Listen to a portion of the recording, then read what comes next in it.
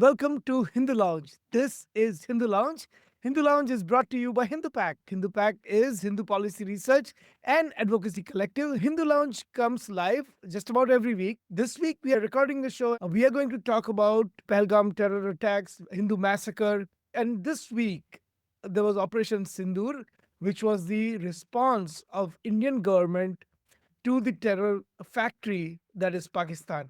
So let me bring in Sudha Jagganathan. Sudha is Hindu activist who has been working relentlessly for the Hindu cause in America. So please start your video.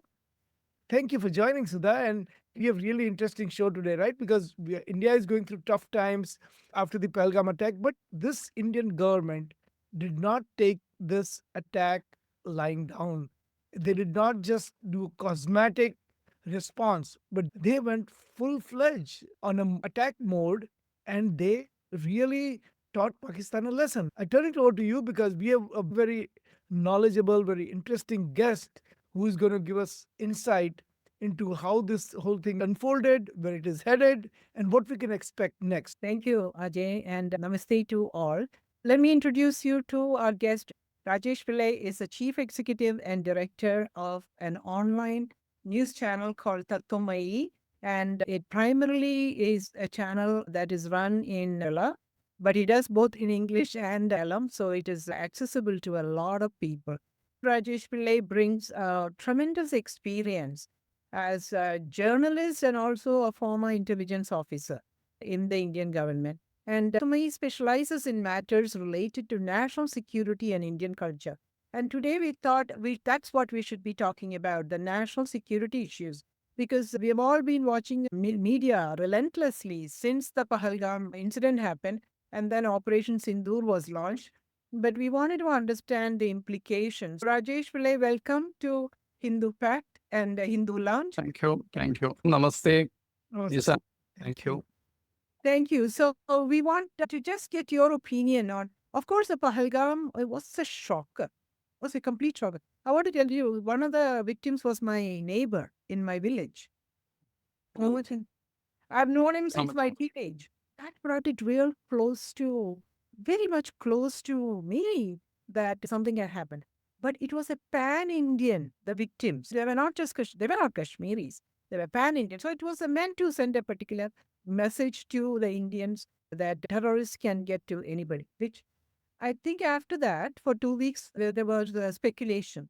And then Operation Sindoor started. So wanted to understand from your point of view, how the Indian government has responded, what you think from an analytical point of view, the impact of Operation Sindoor, and where does it go from here?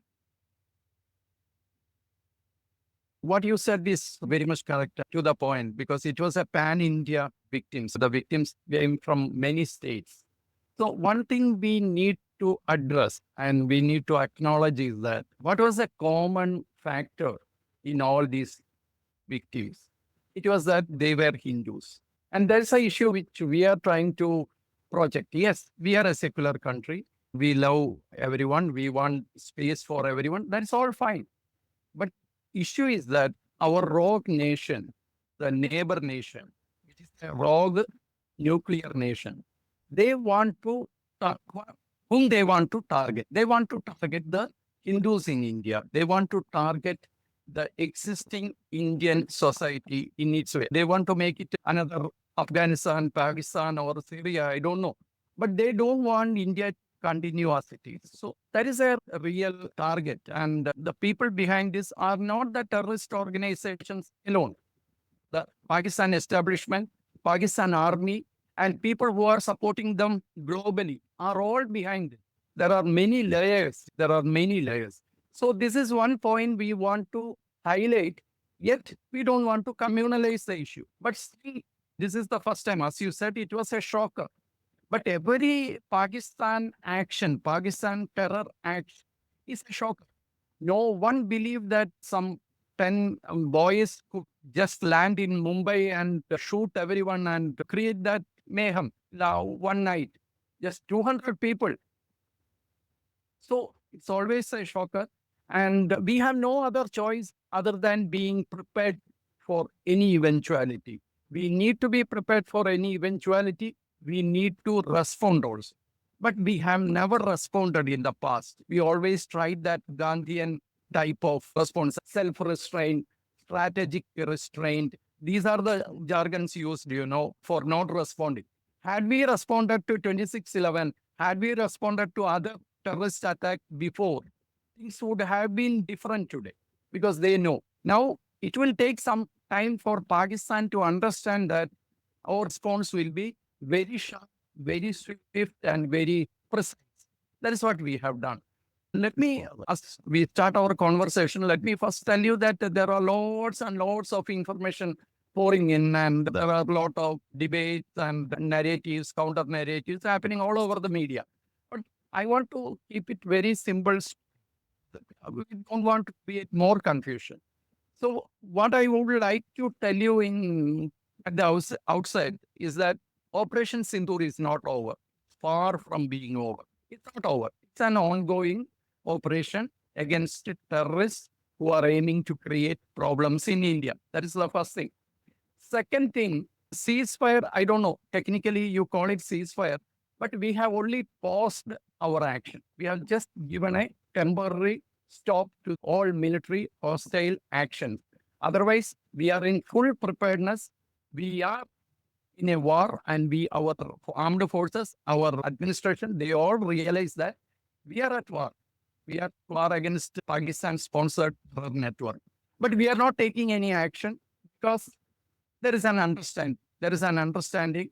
Global powers have come into the picture, and we can only assume or we can only guess the reason behind the sudden change of stand by the United States and other states, why they rushed in to find a solution. Those things we can actually discuss later. That, go ahead. Ajay, you want to say something? No, please continue. Yeah. Yeah. No, that was a very good summary. And it's a very important point you brought up that the mission is not done. Mission is still active and everybody should be prepared. And of course, the media is full of a lot of nonsense and it's very hard to separate from real stuff. And of course, news briefing by official news briefing from India, because that's the only, I would say, reliable source right now. Everything that Pakistan puts out is a victory and not and all that. But India obviously is, yeah. See, in critical times like this, the only thing as a responsible citizen or as a responsible journalist, what we can do is to rely upon the government. You stand by the government, you support them. Yes, I do agree that the government is not giving you full information, not the full picture. They can't also. At this time, maybe after 1 month, you will get a full picture. Maybe after 2 weeks, you will get a full picture, but not now. And there are reasons for that. Definitely, there are reasons for that. So this time, I mean, at this point, it is better to rely upon the government sources, as you just mentioned, and stand with the nation or stand with the society as a responsible citizen. Very hard asking questions, creating more confusions, making counterclaim. Everyone is a defense expert these days. Everyone has their own imagination, their own theories.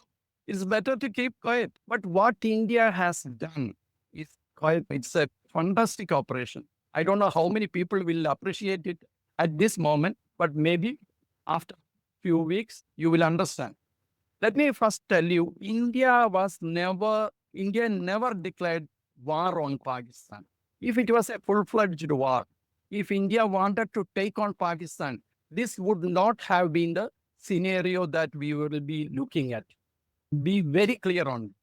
Because Pakistan definitely is a nation. They have their own defense system. They have their own infrastructure. Everything is there. I'm not saying that Pakistan is not a nation or they don't have the defense capabilities and all. But Pakistan is no match for India. That one should understand. We have not used even 2% of our firepower. We have not done anything actually. We just did one operation and they wanted ceasefire. And that operation, it was May 9th, May 10th, early morning. We actually neutralized Pakistan's Air Force. But that was never our intention. Our intention has been very consistent. If you take up Balakot, Puri, and all, What we did in as a retaliatory punitive action was always targeting the terrorist camps only. We went deep into Pakistan. We could have, there are army installations, air force installations. Or we straight away went to the terrorist camp, destroyed it, and came back in 20 minutes. Even in Nori, even after an attack on brigade headquarters, our brigade headquarters, the action, retaliatory action was only targeting terrorist camps. We never attacked their army installations. We never did that. But this time, just one night of action was required because Pakistan was preparing for something more serious and it was getting ready to escalate the situation. So we had to neutralize there. This was an Air Force driven operation on both sides. Indian Navy was on full alert. They were targeting Karachi. They could have launched an attack on Karachi port any time. And the naval officers have admitted to that. The army was ready to move to the borders, replace. Border means not only LOC, international border in Gujarat and Rajasthan also. We were ready for a full-fledged war. Everything was ready. An Air Force-driven operation that happened. And there are 27 Army Pakistan Air Force bases that country has. And among them, 19 are almost targeted or placed in such a way that it has to be used against operations against India. And among those 19, 12 were hit very badly. So what else you want? Yeah. And whatever posture people, whatever claims they make, they know that it will take them months to recover from the damage already inflicted upon them. So, one of the questions that people have asked in the Hindu community, especially among Hindus in America, is that is this something that India agreed to because there was a lot of pressure from the United States government? Because if there was no pressure from the United States government, then India would have probably gone much farther than it did. Some people have gone as far as to say that we succumbed to the pressure of the US government. So, what is the view in India, and what is your view? That did Indian government, was there a lot of pressure from US? Is that why there was a ceasefire, or is it because India had already decided that it was going to go this far and no further, and so it just coincided with the calls that India was getting from Vice President Vance and Secretary of State Marco Rubio? So, what is your view on that? So JG, as you asked, there are two parts to that question. So I'll try to answer or respond to the second part. What is the general opinion in India regarding US pressure and all? Yes, there are many people who believe that the US put a lot of pressure on India, and that is why India had to stop the operations and all. There are some people who feel that, yes, we have achieved our target. We have neutralized their attacking capability of Pakistan Air Force. That is why we stopped. But there is another angle to that, which is being discussed all over now. That is the nuclear angle.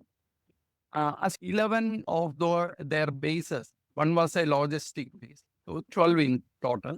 So 11 of their Pakistan operational bases were hit very badly.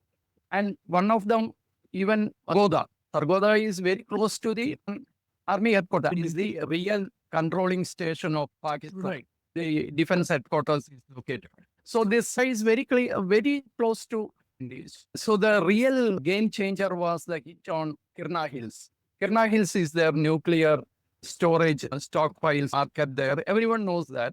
And even our satellites had, this is my understanding. I am not saying this officially or in any other capacity. My understanding as an observer.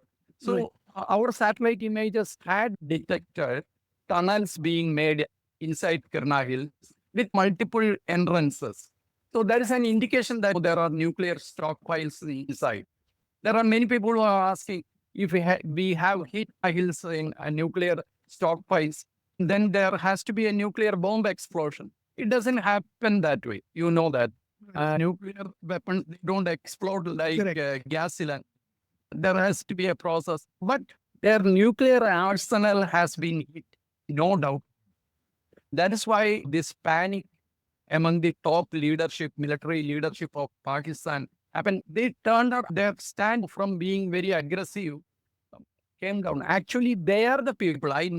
Don't think that whether it be Vice President J.D. Vance or President Trump, actually, they had no intention to interfere in this. Actually, I was in Delhi 2, 3 days ago, and from what I understand from my friends in the establishment is that J.D. Vance had actually asked Prime Minister Modi whether you want any mediation or anything. It's only a matter of few days before. And Prime Minister Modi said that we don't need any mediation or any interference. We can deal on our own. That is what he told him. But then America, US was dragged into this by Pakistan only. Please be sure about it.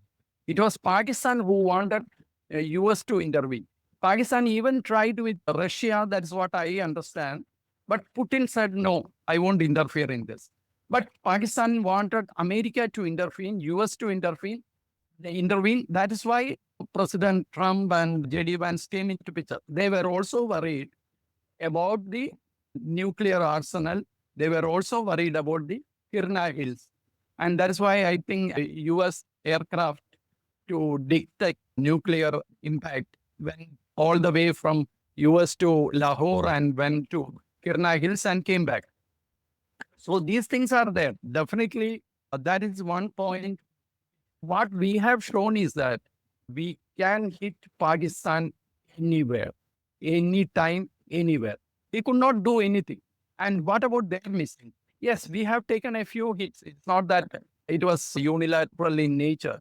When a clash happens, artillery shelling cannot be stopped. You can't stop artillery shelling just like you stop missiles and with anti-missile defense.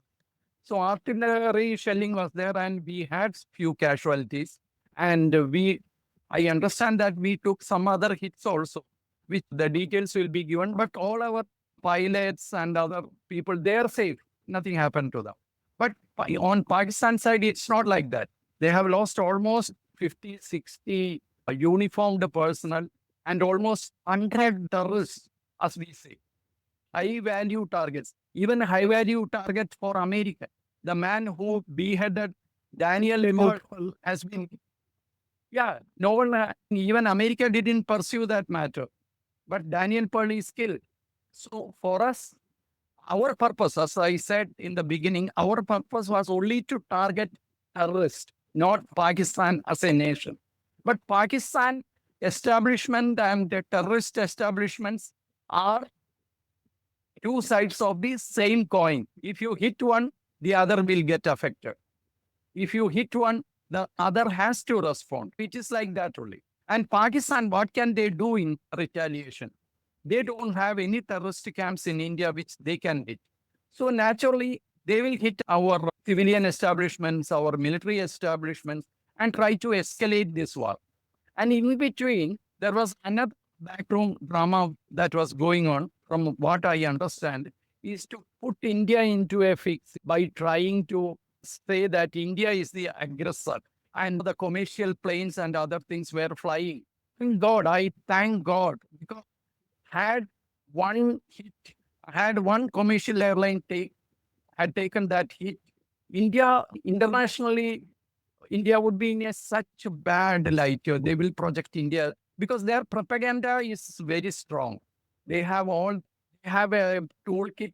They have a propaganda missionary. Even in the US, I understand, in Canada, US, other places. So they would have won this war without any loss. But we didn't fall into that trap, luckily. We had precision strikes, destroyed the terrorist camps, and when they escalated the war to another level, we hit their Air Force capabilities. And had we got one more night, things would have been much different. We didn't get that because of this. I feel it is because of the nuclear stockpile taking the hit in Pakistan. Generally, Pakistan has used the nuclear threat just as a cover for all the terrorism activities. So this is what their standard operating process is. They do a terror attack, and anytime if someone wants to retaliate, then they go and say, "Oh, this may become a nuclear war." So everyone from all the countries go put pressure on India. So I would be very surprised if Indian government did not anticipate that. If Indian government already anticipated that, then it should have been part of Indian government's response strategy, right? That's true. That, It was nothing out of the ordinary. It was not a surprise that Pakistan at some point or the other is going to bring up the nuclear bogey. that's true. That's true. Let me tell you one thing. Pakistan is not the only nuclear state, but Pakistan is the only country which at the slightest provocation will say that, yes, we are a nuclear country. No responsible nation on earth will say like that, will threaten other people like that. Because a nuclear attack on India, suppose it happens, it's not an attack on India alone. Nuclear weapons and their aftermath have no borders. It will go beyond South Asia even. So no responsible country will ever say things like that or ever take any stand like that. Definitely Pakistan, as I said in the beginning, it's a rogue nation. A rogue nation. And there, I mean, it's a jihadi mindset. Jihadi mindset, you know how it is. Jihadis just think about what to achieve, their target, how to achieve. They never think about the repercussions after that attack. They only think about the attack. They only think about destroying their enemy. They are never bothered about what happens next or because they know their jihadi mindset is like that. You take the case of any Islamic terror organizations. They have only done harm to Islamic world only. They have killed more Muslims than anyone else. And unfortunately, Pakistan army under General Asim Munir is no different. This is Ghazwa Hind. And see, I have closely studied or I was a bit officially involved with another terror organization. It's LTT in Sri Lanka.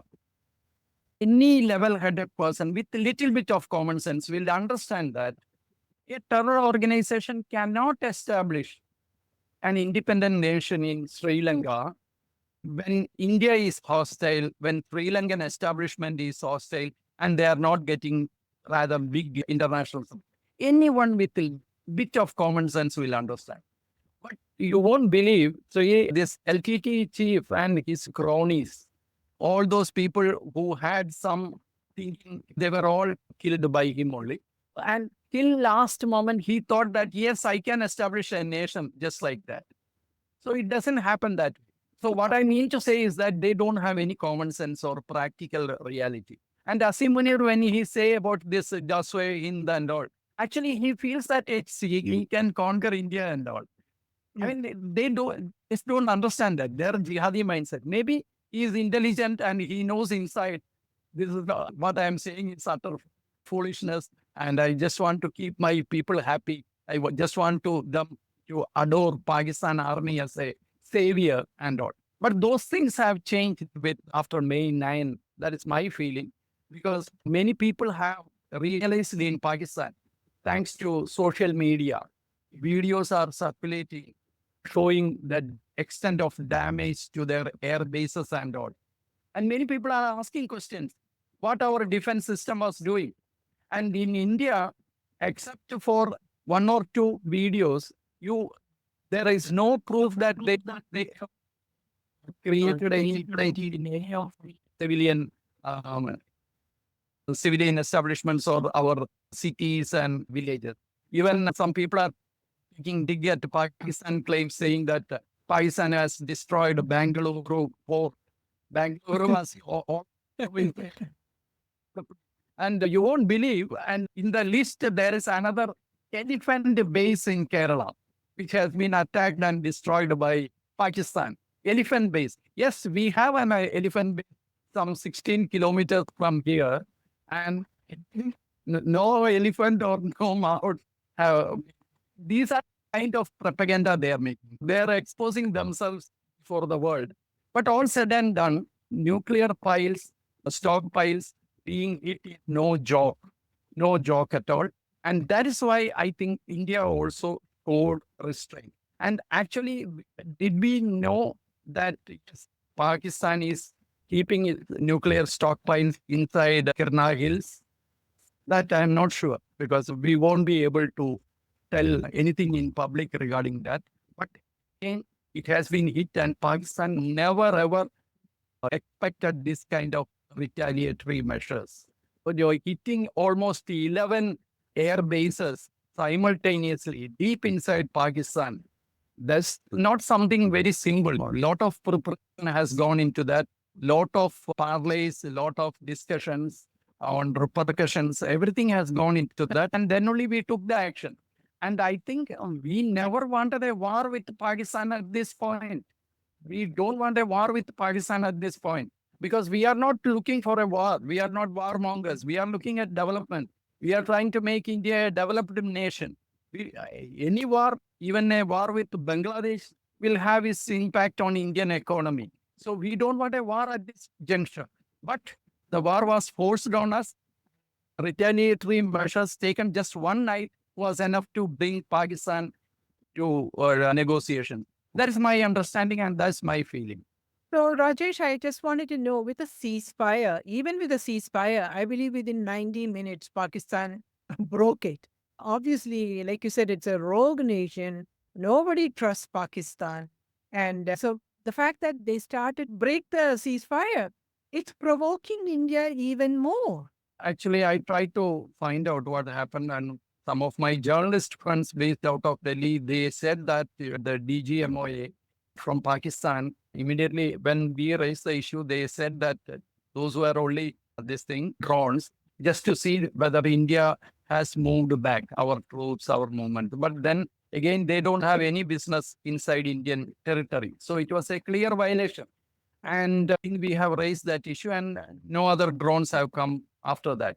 So the one thing what we have to underline is that Pakistan is not a single entity. In India, we have a clear infrastructure. We have a clear chain of command. The prime minister is at the top as the chief of operations. You have the three services chiefs. You have the heads of intelligence agencies. You have other people. The chain is very clear. There is no confusion. And in Pakistan, I don't think that is happening. The commanders on ground, they may not agree or they may not obey Asim Munir, who is the Pakistan general. There are many people, many commanders opposed to Asim Munir also. That is what I understand. And as Asim Munir will never hear what Pakistan Prime Minister. So it's a very dangerous situation for us. Yeah. It's a rogue, when we call it a rogue nation, it is not without any reason or it's not we have any enmity. It's a faulty system. And when a faulty system is functioning there with nuclear weapons, it's a very serious issue. Yeah, it is. You are to it for them. When we say that from 5 o'clock onwards, 5 p.m. onward, we will observe ceasefire. That is, nothing will happen after that. For them, it will take another 6 or 7 hours to make everyone happy and make everyone pull back. So that is what happened. But for India, as I said, Operation Sindoor is not over. It's far from being over. And we have clearly told Pakistan, we have clearly told the mediators that the US, maybe France, I don't know, Russia didn't agree to come in. But we have told everyone that another hostile activity from Pakistani side, whether it is military or whether it is terrorist activity, we will take it as a action of war. Yeah. So that means without notice, without further notice, we will hit them hard. And they won't be able to take it. We have shown our power. As Ajay ji was just mentioning, there are many people who are criticizing Modi's stand. Are you succumbing to US pressure and all? Nothing like that. We are a very responsible nation. We have all manpower as far as military is concerned. We have all the air power. We have the navy. I mean, our navy is far superior to their navy. You can't even imagine. So definitely, but we have to be responsible only because of that. Because Yeah. Pakistan is for us. So we are acting as a responsible nation, showing restraint, and one need to understand and appreciate that. Yeah. As the Indian diaspora, of course, I think also having come from India, we are the immigrant, both the Ajay and I. We understand the Indian approach. We do. It's the next generation who sometimes start to question. And of course, they then are on social media. But my other point is, This particular retaliation brought up a lot of things within India. The Indian government shut down the Wire, shut down that Matthews family, and the Hindu, the newspaper, is still running. But they ran some terrible propaganda for Pakistan. I hope the Indian government takes action on even the Hindu, not a responsible media. Exactly. That's a very good point. This is a very good opportunity for India for doing some internal cleaning. Some people subtly, some people openly are propagating or are have become advocates of anti-national propaganda. I'm not saying that it's anti-Modi. Actually, they are against the country. They are against our nation, against our samskara, against our culture and our way of living. They are actually against that. I won't take the names, but definitely an investigation has been launched into some people who try to take advantage of this situation and say that India has suffered lot of losses, what is happening and all. Some videos were circulating. So I think actions are being taken, and banning the wire is just a beginning, but it was long due, I would say. I mean, democracy is one thing, freedom is another thing, but freedom doesn't mean that a free for all situation. Anyone can do anything. You can even question your motherland. You can even question your things don't work that way. You can't actually, you are playing into the hands of your enemy, knowingly or unknowingly. Some people are unknowingly doing the things, I agree. But some people are doing it with a vested interest. I don't know whether it's money or anything else which is playing a part, but definitely people are playing into the enemy's hands. And some cleanup operation is necessary. And there is another thing which I want to, there have been many attempts in Indian media to say that terrorists came from Pakistan. They did their job and went back. Poor innocent people, we should not punish them, and they let people go back to Jammu Kashmir for tourism, things like that. It's not like that. Let me tell you, yes, there are Kashmiris who have understood that, yes, what Pakistan's intention is. I mean, actually, they were prospering with the tourism inflow and all, and that has been stopped now. So many of them are protesting also. For the first time, maybe after Pulwama, after Pulwama, some locals, residents protested against Pakistan in Srinagar for the first time. And now this time, the numbers were more people came out and protested against Pakistan, which is a very good sign. But still, without local support, Pahalgam would have never happened. I'm 100% sure about that. Pahalgam terrorists got local support, whether it is or I don't know. They had local support, and many people knew that this was going to happen. And now I understand that the NIA has started a raid a few hours back across the valley to nab these people who were supporting terrorists, I mean, whom they suspect to be supportive of terrorist activities. So, cleanup operation, not just in Kashmir, all over India is needed. And nationalist media organizations like us we don't get any support. But these people, they get lot of funds, lot of other infrastructure, material support. And they always take shelter under the fact that India is a democracy. But Baba, freedom of opinion doesn't mean that you can say anything against the nation and create a chaos inside the society. You are not supposed to do that, and you are not allowed.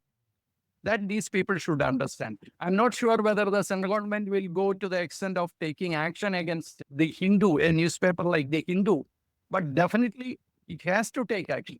And even in Kerala, you have few channels who are always propagating Pakistan agenda or Pakistan propaganda.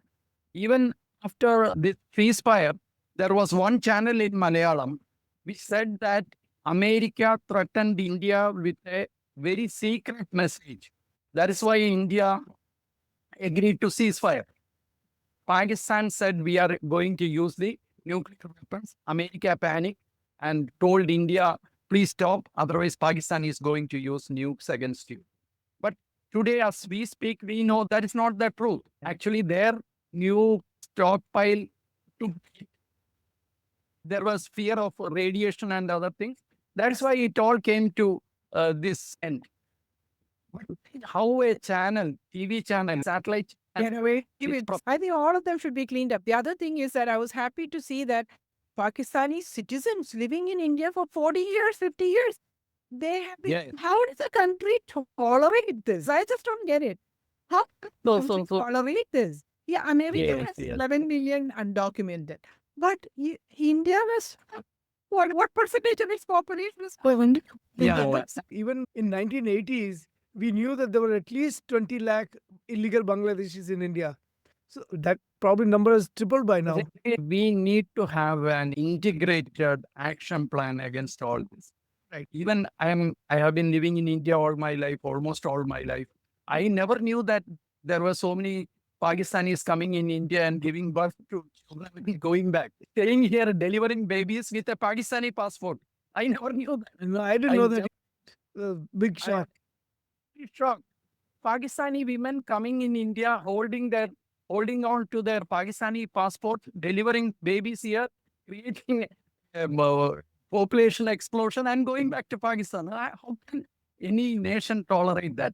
Anyway, this has come as a shocker, and I'm sure that there has to be, our intelligence has to be more on the alert on these things, especially on Rohingya Muslims, Bangladesh. Yeah. In my neighborhood, I am sitting deep south in Thiruvananthapuram. I know many people who are Bengalis here. In Kerala, the local people will never understand the difference between Bangladeshis and Bengalis. They all speak Bangla, the same language. But our Bengali dialect, our Bengali accent and their Bangladeshi accent is totally different. That is what I understand. So if you decide to segregate them, it is easy. We can do that. But there has been no effort of that kind. So there are lakhs of Bangladeshis living inside India in many parts, as you saw in Gujarat and all. Gujarat and Rajasthan deported many people. But they are there till this time. We want to just close by saying this is a great opportunity for India to do a massive cleanup. Because of the terrorist attack, India cannot say, I'm going to get rid of Bangladeshis, and the world cannot come and say it's oppression of Muslims. We can say it's a safety issue for India. We have to be responsible, and we need to clean up a lot of stuff. Media, these cells that are anti-India propagandists, and the non-citizens who come and take advantage of things in India. It's a great opportunity, I feel, to make it a cleaner place for Indians, all Indians. I'm hoping that they do that. But I also want to say, I hope India takes one more step very seriously. That is to have a major PR and propaganda machine of its own for the West. Because the West doesn't understand. Not a single US newspaper commented on the killer of Daniel Pearl having been eliminated. It was only the Israeli newspapers that did it. I think it's utterly shameful that even Wall Street Journal didn't say anything about it. At least I didn't see it. So there's a lot more work to do, but I think it's a good start. I'm glad this happened. I'm glad India took retaliation for the 25 Hindu lives lost. And even that Christian, he said, I don't know this prayer that you want me to say, and I'm a Christian. Boom, shut, right? One Muslim who got killed in crossfire. Yeah.